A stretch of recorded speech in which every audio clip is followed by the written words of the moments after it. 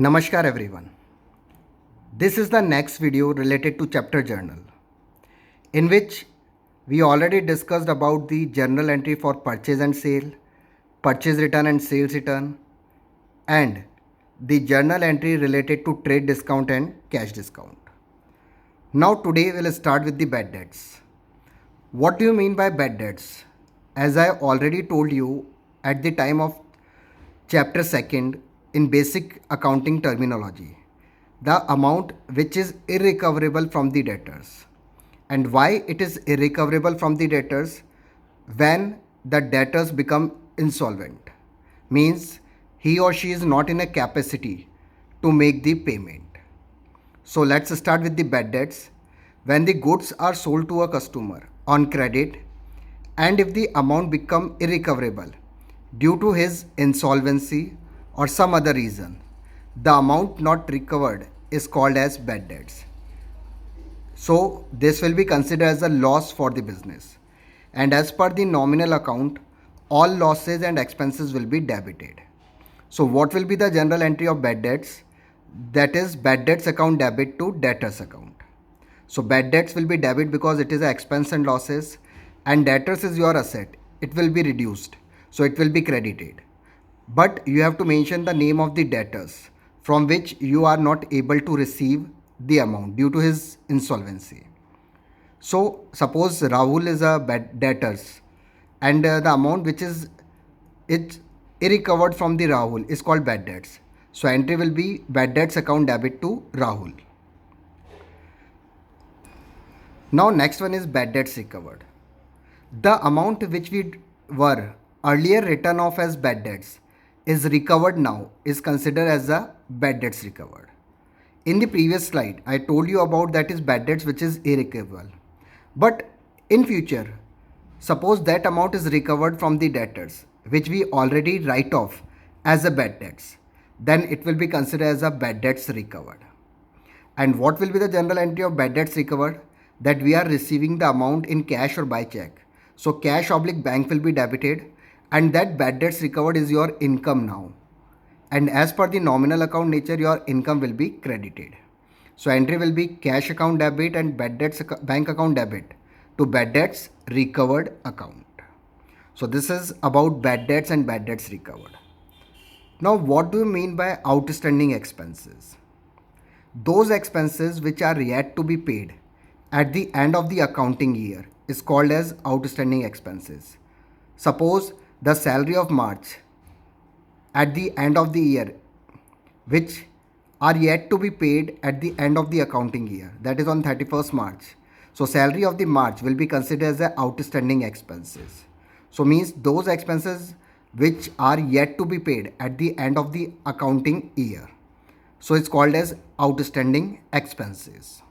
Now what will be the general entry of outstanding expenses? As I already told you number of times that nominal nature account shows that debit all expense and losses. So whatever the expense is there, expense will be debited, and if it is still to be paid, then it will be credited with the outstanding expenses. So suppose the month of the March, that is March month salary is outstanding, then you have to mention the entry salary account debit to outstanding salary account. If rent is due but not paid, then entry will be rent account debit to outstanding rent account. So you have to mention the name of the expense here. So this is outstanding expenses. Now those expenses which are related to next year but has been paid in the current year or during the current year in advance, they all are considered as a prepaid expenses. So there are certain expenses which are related to next year but has been paid during the current year in advance. It is called as prepaid expenses. And what will be the general entry of prepaid expenses? That expense will be debited with the prepaid expense account and that expense will be credited, because in this case the expense is paid in advance.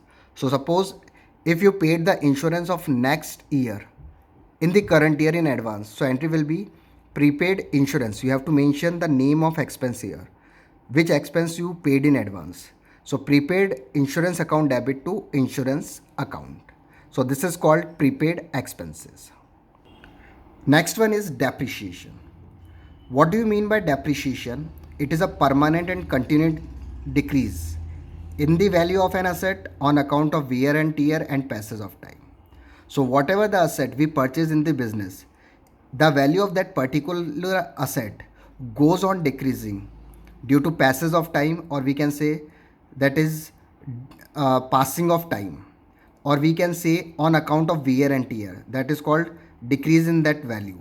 That all are considered as a depreciation, maybe by accident, obsolescence, or decrease in the market value. These all are considered as a depreciation.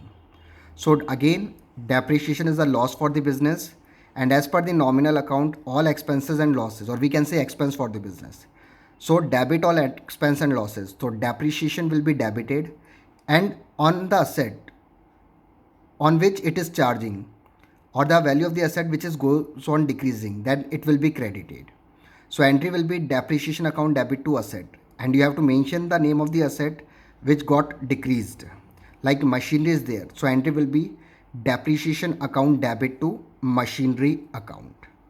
So these are the five basic or important point which I discussed here, and I also discussed about the journal entries.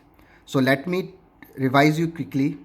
First one is that is called bad debts, and bad debts means the amount which is irrecoverable from the debtors. But if the same amount received in future at any point of time, then it is considered as a bad debts recovered. Expenses which are due but not paid at the end of accounting year, that is called outstanding expenses. And prepaid expenses means expenses which are paid in advance related to next year. And depreciation means decrease in the value of asset on account of wear and tear and passage of time. And I discussed all the general entries related to these 5 points. Thank you so much.